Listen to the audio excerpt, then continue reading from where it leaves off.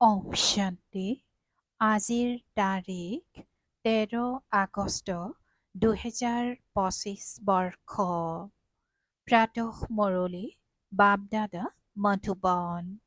আজিৰ পিতাৰ অমৃতবাণী হৈছে, মৰমৰ সন্তানসকল, অকাল মূৰ্ত পিতাৰ কথা কোৱা চলন্ত আসন হৈছে এওঁ অৰ্থাৎ ব্ৰহ্মা।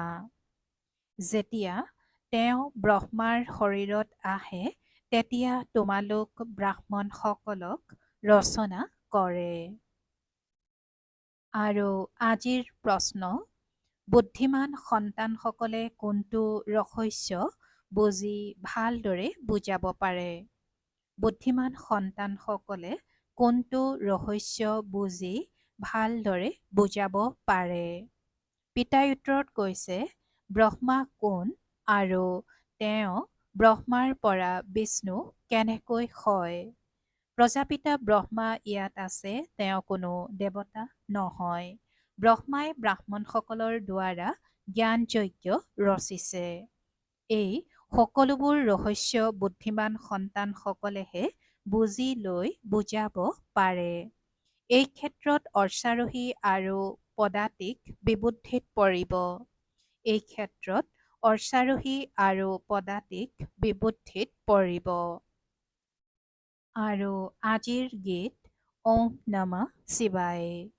ওম শান্তি। ভক্তিত এজনৰ মহিমা কৰে, মহিমা গাই নহয়, কিন্তু তেওঁক নাজানেও আৰু তেওঁৰ যথাৰ্থ পৰিচয়ো নাজানে। যদি যথাৰ্থ মহিমা জানিলেহেঁতেন, তেন্তে নিশ্চয় বৰ্ণনা কৰিলেহেঁতেন। তোমালোক সন্তানসকলে জানা, উচ্চতকৈও উচ্চ হৈছে ভগৱান। মুখ্য চিত্ৰ হৈছে তেওঁৰ। ব্ৰহ্মাৰ সন্তানো থাকিব নহয়।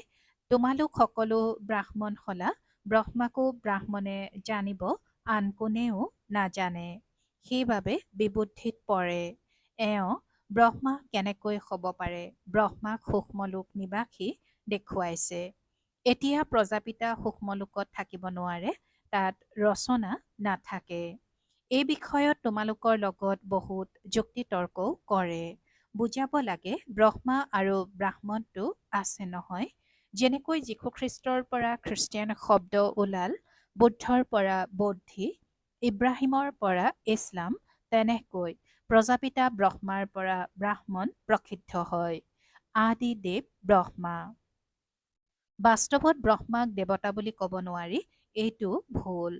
যিয়ে নিজক ব্ৰাহ্মণ বুলি কয়, তেওঁলোকক সুধিব লাগে, ব্ৰহ্মা ক'ৰ পৰা আহিল? এয়া কাৰ ৰচনা? ব্ৰহ্মাক কোনে ৰচিলে? কেতিয়াও কোনেও ক'ব নোৱাৰিব, নাজানেও। এয়াও তোমালোক ব্ৰাহ্মণসকলে জানা, শিৱ বাবাৰ যি ৰথ হয়, য'ত প্ৰৱেশ কৰে, এয়া তেওঁৱে যিটো আত্মা শ্ৰীকৃষ্ণ ৰাজকুমাৰ হৈছিল। পিতাই কৈছে, যিয়ে নিজক ব্ৰাহ্মণ বুলি কয়, তেওঁলোকক সুধিব লাগে, ব্ৰহ্মা ক'ৰ পৰা আহিল? এয়া কাৰ ৰচনা? ব্ৰহ্মাক কোনে ৰচিলে? কেতিয়াও কোনেও ক'ব নোৱাৰিব আৰু নাজানেই। এয়াও তোমালোক ব্ৰাহ্মণসকলে জানা। পিতাই কৈছে, এয়াও তোমালোক ব্ৰাহ্মণসকলে জানা। শিৱ বাবাৰ যি ৰথ হয়, য'ত প্ৰৱেশ কৰে, এয়া তেওঁৱে যিটো আত্মা শ্ৰীকৃষ্ণ ৰাজকুমাৰ হৈছিল। 84 জন্মৰ পাছত আহি এয়া ব্ৰহ্মা হৈছে। এওঁৰ জন্ম পত্ৰিকাৰ নামটো বেলেগ হ'ব নহয়, কিয়নো হয়তো মনুষ্যই নহয় জানো। আকৌ এওঁৰ শৰীৰত প্ৰৱেশ কৰিলে এওঁৰ ব্ৰহ্মা নাম ৰাখি দিয়ে। এয়াও সন্তানসকলে জানে যে সেই ব্ৰহ্মাই বিষ্ণুৰ ৰূপ। নাৰায়ণ হয় নহয়। 84 জন্মৰ শেষত সাধাৰণ ৰথ হয়। এই শৰীৰ সকলো আত্মাৰ ৰথ। অকাল মূৰ্তৰ কথা কোৱা চলন্ত আসন। শিখসকলে আকৌ সেই আসন সাজি দিছে, তাক অকাল আসন বুলি কয়। এয়াতো অকাল আসন সকলোৱে হয়। সকলো আত্মা অকাল মূৰ্ত। উচ্চতকৈও উচ্চ ভগৱানক এই ৰথটো নিশ্চয় লাগে নহয়। ৰথত প্ৰৱেশ কৰি বহি জ্ঞান দিয়ে, তেওঁকো জ্ঞানবান বুলি কোৱা হয়। ৰচয়িতা আৰু ৰচনাৰ আদি মধ্যৰ অন্তৰ জ্ঞান দিয়ে। জ্ঞানবানৰ অৰ্থ কোনো অন্তৰ্যামী বা সৰ্বজ্ঞ নহয়। সৰ্বব্যাপীৰ অৰ্থ বেলেগ। সৰ্বজ্ঞৰ অৰ্থ বেলেগ। মনুষ্যইটো সকলো মিলাই যি আহে তাকেই কৈ থাকে। এতিয়া তোমালোক সন্তানসকলে জানা আমি সকলো ব্ৰহ্মাৰ সন্তান। আমাৰ কুল সকলোতকৈ উচ্চ। তেওঁলোকে দেৱতাসকলক উচ্চত ৰাখে কাৰণ সত্যযুগৰ আদিত দেৱতা হৈছিল। তেওঁলোকে দেৱতাসকলক উচ্চত ৰাখে কাৰণ সত্যযুগৰ আদিত দেৱতা হৈছিল। প্ৰজাপিতা ব্ৰহ্মাৰ সন্তান ব্ৰাহ্মণ এয়া তোমালোক সন্তানসকলৰ বাহিৰে আন কোনেও নাজানে। তেওঁলোকে জানিবনো কেনেকৈ? যিহেতু ব্ৰহ্মা সূক্ষ্মলোকত আছে বুলি বুজি লয়, সেই পাৰ্থিৱ ব্ৰাহ্মণ বেলেগ। যিয়েই পূজা কৰে নিমন্ত্ৰণী ভোজ খায়। তোমালোকেতো নিমন্ত্ৰণী ভোজ আদি নোখোৱা। ব্ৰহ্মাৰ ৰহস্য এতিয়া ভালকৈ বুজিবলগীয়া হয়। কোৱা যে অন্য কথা এৰা পিতা যাৰ দ্বাৰা পতিতৰ পৰা পাৱন হ'ব লাগে, প্ৰথমতে তেওঁক স্মৰণ কৰা, তেতিয়া এই কথাবোৰো বুজি পাবা। অলপ কথাত সংশয় জাগিলে পিতাকেই এৰি দিয়ে। প্ৰথম মুখ্য কথা হ'ল অল্ফ অৰ্থাৎ পিতা আৰু বে অৰ্থাৎ বাদশ্বাহী। পিতাই কয় মাহ মেকম অৰ্থাৎ কেৱল মোক স্মৰণ কৰা, মই নিশ্চয় কাৰোবাৰ শৰীৰততো আহিম নহয়, তেওঁৰ নামো থাকিব লাগে। আহি তেওঁক ৰচনা কৰোঁ। ব্ৰহ্মাৰ বিষয়ে বুজাবলৈ তোমালোকৰ বহুত বুদ্ধি লাগে। পদাতিক অশ্বাৰোহী বিবুদ্ধিত পৰে। অৱস্থা অনুসৰি বুজাই নহয়। প্ৰজাপিতা ব্ৰহ্মাটো ইয়াত আছে। ব্ৰাহ্মণসকলৰ দ্বাৰা জ্ঞানযজ্ঞ ৰচে তেন্তে নিশ্চয় ব্ৰাহ্মণহে লাগে নহয়। প্ৰজাপিতা ব্ৰহ্মাও ইয়াত লাগে, যাৰ পৰা ব্ৰাহ্মণ হ'ব। ব্ৰাহ্মণসকলে কয়ো যে আমি ব্ৰহ্মাৰ সন্তান, এনেকৈ ভাবে।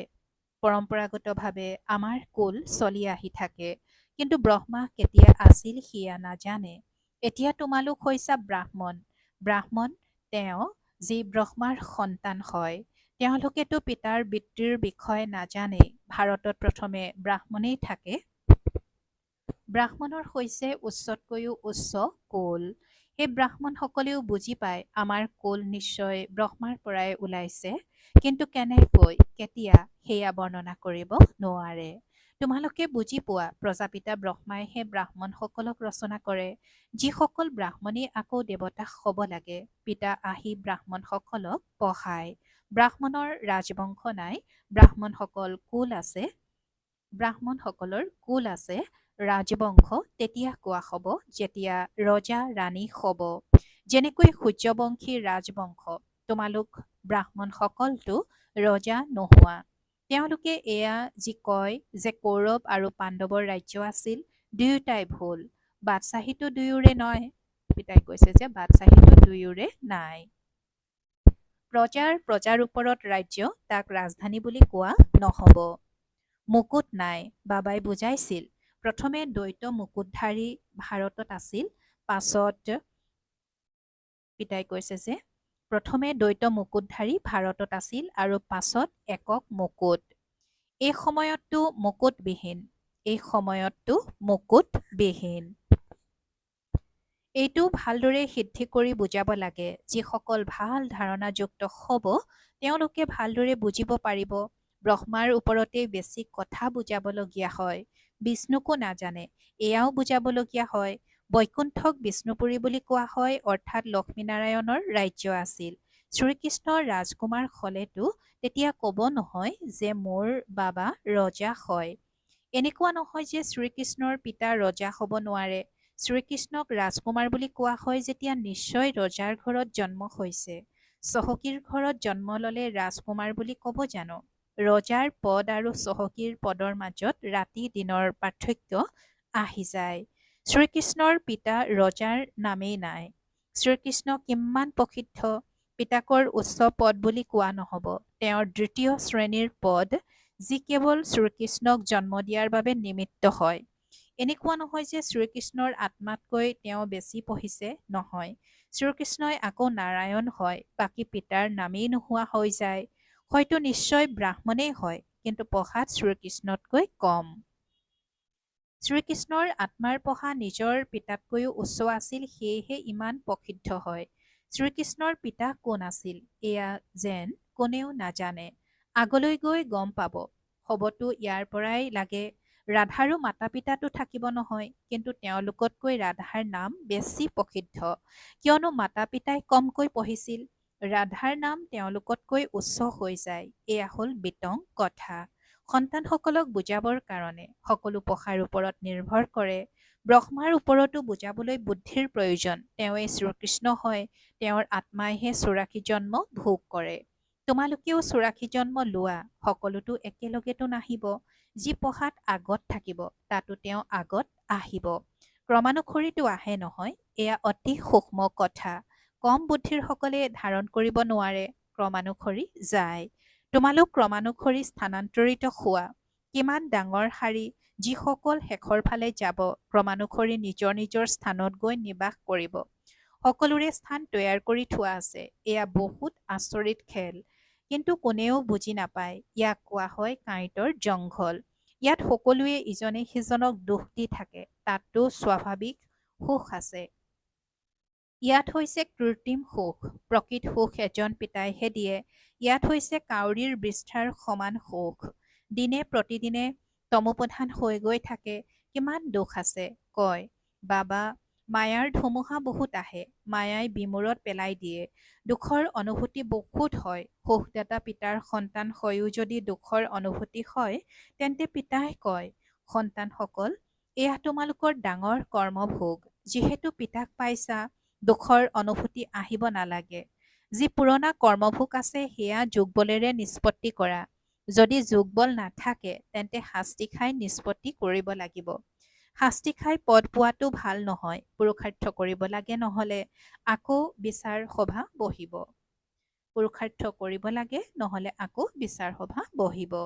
প্ৰজাটো বহুত আছে। ইয়াততো ড্ৰামা অনুসৰি গৰ্ভ কাৰাগাৰত বহুত শাস্তি খায়। আত্মাসকল দিগ্ভ্ৰান্ত হৈ বহুত ঘূৰিও ফুৰে। কোনো কোনো আত্মাই বহুত লোকচান কৰে। যেতিয়া কাৰোবাৰ ভিতৰত অশুদ্ধ আত্মাৰ প্ৰৱেশ হয়, তেতিয়া কিমান হাইৰাণ হয়। নতুন সৃষ্টিত এই কথাবোৰ নাথাকে। এতিয়া তোমালোকে পুৰুষাৰ্থ কৰা। আমি নতুন সৃষ্টিলৈ যাওঁ। তাত গৈ নতুন নতুন মহল নিৰ্মাণ কৰিব লাগে। তাত গৈ নতুন নতুন মহল নিৰ্মাণ কৰিব লাগে। ৰজাৰ ঘৰত জন্ম লোৱা, যেনেকৈ শ্ৰীকৃষ্ণই জন্ম লয়, কিন্তু ইমান মহল আদি সকলো আগৰ পৰাই থাকে জানো? সেয়াটো আকৌ নিৰ্মাণ কৰিব লাগে। কোনে ৰচে? যাৰ ওচৰত জন্ম লোৱা, গায়ন কৰাও হয়। ৰজাৰ ঘৰত জন্ম হয়, কি হয় সেয়াটো আগলৈ গৈ দেখিবা। এতিয়া জানো বাবাই কব? সেয়া তেতিয়া কৃত্ৰিম নাটক হৈ যাব। সেইবাবে একোৱেই নকয়। ড্ৰামাত আগতেই কৈ দিয়াটো নিৰ্ধাৰিত হৈ থকা নাই।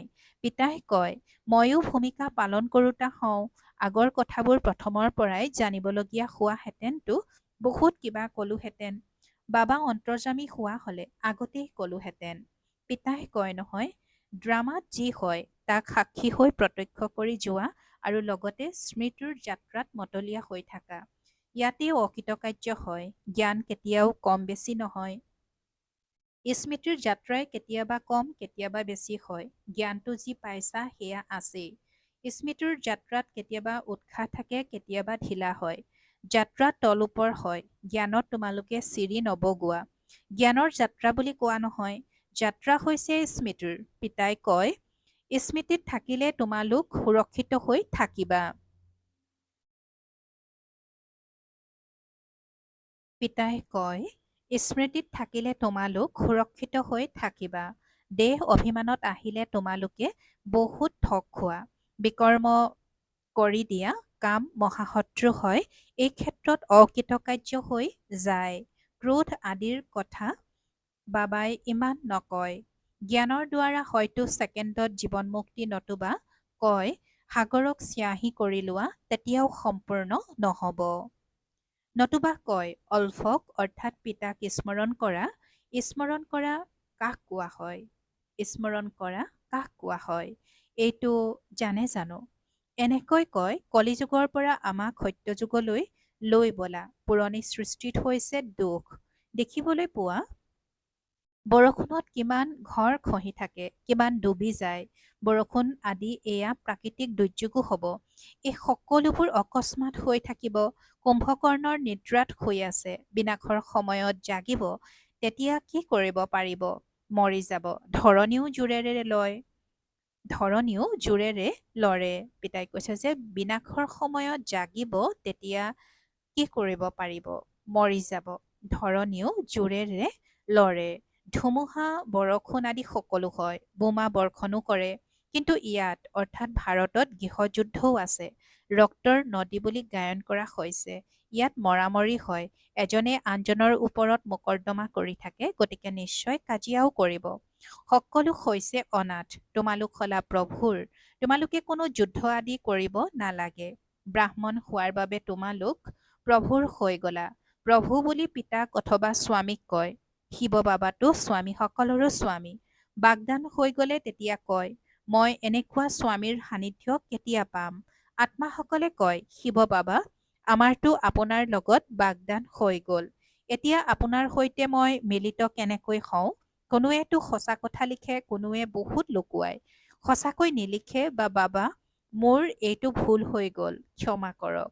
যদি কোনোবা বিকাৰত অধপতিত হয়, তেন্তে বুদ্ধিত ধাৰণ হ'ব নোৱাৰে।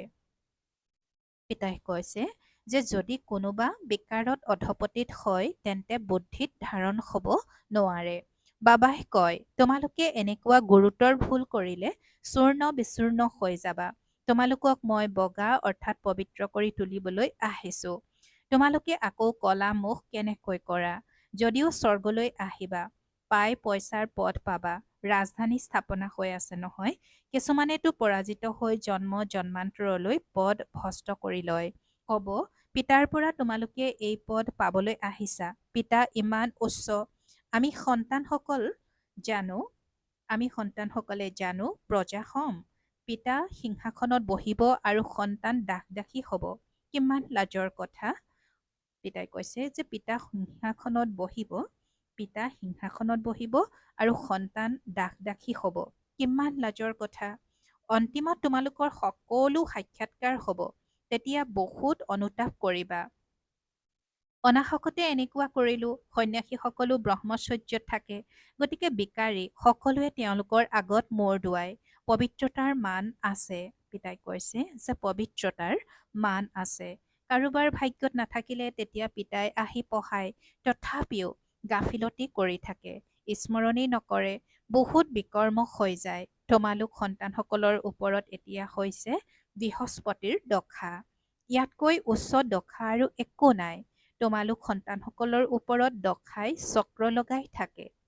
পিতাই কৈছে যে তোমালোক সন্তানসকলৰ ওপৰত দশাই চক্ৰ লগাই থাকে। ভাল বাৰু। অতি মৰমৰ কল্পৰ পাছত পুনৰাই মিলিত হোৱা সন্তানসকলৰ প্ৰতি মাতা পিতা বাপ দাদাৰ স্নেহপূৰ্ণ স্মৰণ আৰু সুপ্ৰভাত।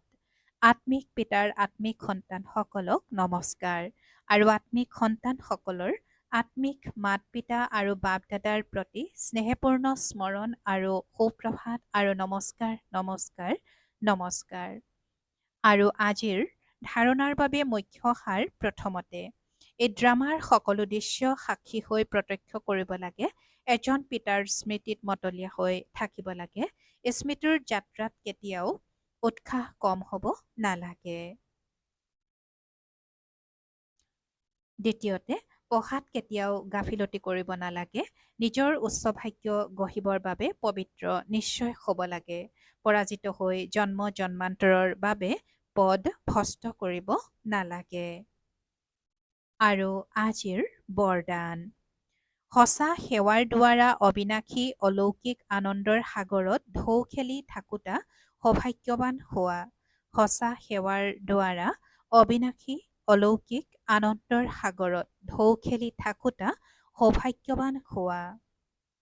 আৰু আজিৰ বৰদানৰ ব্যাখ্যা, যিসকল সন্তানে সেৱাত বাপ দাদা আৰু নিমিত্ত জ্যেষ্ঠসকলৰ স্নেহৰ আশীৰ্বাদ প্ৰাপ্ত কৰে, তেওঁলোকৰ অন্তৰত অলৌকিক আত্মিক আনন্দৰ অনুভৱ হয়। তেওঁলোকে সেৱাৰ দ্বাৰা আন্তৰিক আনন্দ, আত্মিক ৰং ধেমালি, বেহদৰ প্ৰাপ্তিৰ অনুভৱ কৰি সদায় আনন্দৰ সাগৰত ঢৌ খেলি থাকে। সঁচা সেৱাই সকলোৰে স্নেহ, সকলোৰে দ্বাৰা অবিনাশী সন্মান আৰু আনন্দৰ আশীৰ্বাদ প্ৰাপ্ত হোৱাৰ সৌভাগ্যৰ শ্ৰেষ্ঠ ভাগ্যৰ অনুভৱ কৰায়। যি সদায় আনন্দিত তেওঁৱেই সৌভাগ্যৱান। যি সদায় আনন্দিত তেওঁৱেই সৌভাগ্যৱান। আৰু আজিৰ শ্লোগান, সদায় সৰ্ষিত বা আকৰ্ষণ মূৰ্ত হ'বলৈ সন্তুষ্ট মনি হোৱা। ওম শান্তি। আৰু আজিৰ অব্যক্ত সংকেত, সহযোগী হ'বলৈ হ'লে পৰমাত্ম স্নেহৰ অনুভৱী হোৱা। সহযোগী হ'বলৈ হ'লে পৰমাত্ম স্নেহৰ অনুভৱী হোৱা। কৰ্মত, বাণীত, সম্পৰ্ক আৰু সম্বন্ধত স্নেহ আৰু স্মৃতি তথা স্থিতিত স্নেহত লীন হৈ থাকিব লাগে। যি যিমানেই স্নেহী হ'ব তেওঁ সিমানেই স্নেহত লীন হৈ থাকিব পাৰে। এই স্নেহত লীন স্থিতিক মনুষ্যাত্মাই লীন হৈ যোৱা অৱস্থা বুলি দিছে। পিতাৰ স্নেহ সমাপ্ত কৰি কেৱল লীন শব্দক ধৰি ল'লে। তোমালোক সন্তানসকল পিতাৰ স্নেহত লীন হৈ থাকিলে তেতিয়া আনকো সহজে নিজৰ সমান কৰি তুলিব পাৰিবা। ওম শান্তি।